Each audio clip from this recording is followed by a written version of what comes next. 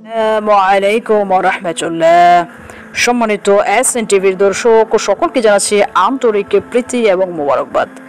আজকে আমি আপনাদের সামনে কথা বলবো নতুন আরও একটি টপিকের উপর, যেটা হচ্ছে অত্যন্ত ভাইটাল এবং গুরুত্বপূর্ণ একটা জিনিস। সেটা হচ্ছে বিভিন্ন কারণে বিভিন্ন মানুষের সাথে শত্রুতা পোষণবশত মানুষ অনেক বিবাহযোগ্য ছেলেমেয়ের বিবাহকে বিভিন্ন ধরনের জারফুক এবং গিফট দেওয়ার মাধ্যমে আটকে রাখে, যাতে করে সেই ছেলে বা মেয়েটার বিয়ে না হয়। এরকম শত্রুতাবশত এই সব কাজগুলো করে থাকে অনেক মানুষ। আজকে আমি আপনার সাথে কথা বলবো কি করে একটি অজুফা পরে এই ধরনের গিফট বা বিয়ে বন্ধ করে রাখার যেসব তদবির আছে সেগুলো থেকে আপনারা মুক্তি পেতে পারেন, এবং কোনো কবিরাজ বা তান্ত্রিকের কাছে দৌড়ানো ছাড়াই নিজেরা আমল করে নিজের জন্য কল্যাণের পথ সুগম করতে পারেন। আগে আপনি এই আমলটা করুন এবং নিজে চেষ্টা করুন নিজের ভাগ্যের দুয়ার খোলার জন্য, কারণ আল্লাহ আপনার কথাও শুনবে, কবিরাজের কথাও শুনবে।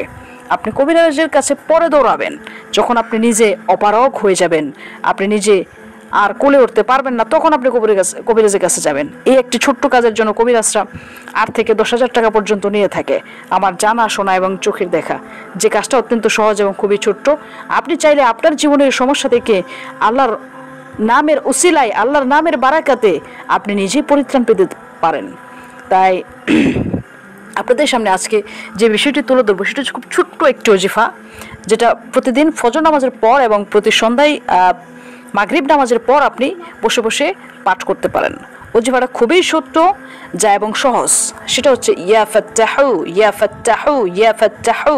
এটা হচ্ছে মহান আল্লাহ রাব্বুল আলামিনের 99 গুণবাচক নামের একটি নাম। ইয়া ফাত্তাহু শব্দের অর্থ হচ্ছে হে খোলাকারী, বা কোনো কিছু বন্ধ থাকলে যিনি খুলে দেন। আপনার বিয়ে যদি বন্ধ করা থাকে তাহলে মহান আল্লাহ রাব্বুল আলামিনই পারেন সেটা খুলে দেওয়ার জন্য। আপনার তাকদীরের দরজা, আপনার জীবনের কল্যাণের দরজা একমাত্র আল্লাহ ছাড়া আর কেউ খুলতে পারে না। তাই মহান আল্লাহ রাব্বুল আলামিনের এই নামের ওজিফা আপনি জপতে থাকুন। সকালবেলা 100 বার অথবা 300 বার অথবা 500 অথবা 700 অথবা 900, যে যত বেশি জপতে পারেন, এবং সন্ধ্যাবেলায় সেম করবেন। বেজোর সংখ্যায় আপনি আল্লাহর নামের তাসবিহ জিকির করতে থাকেন প্রতিদিন মাগরিবের নামাজের পরে। তাকদীর দোয়ার মাধ্যমে পরিবর্তিত হয়, ঠিক আছে? আর এই আমলটি করার জন্য 7 দিন, 21 দিন, 40 দিন, 41 দিন এরকম একটা সময় বেঁধে দেন। যারা বিয়ে করতে ইচ্ছুক, যেসব যুবক যুবতী বিবাহযোগ্য হয়েছেন, আপনাদের কোনো কারণে বিয়ে হচ্ছে না, সেসব বোনেরা ভাইয়েরা এই ওজিফার আমল আপনারা সকাল সন্ধ্যায় জারি করতে পারেন।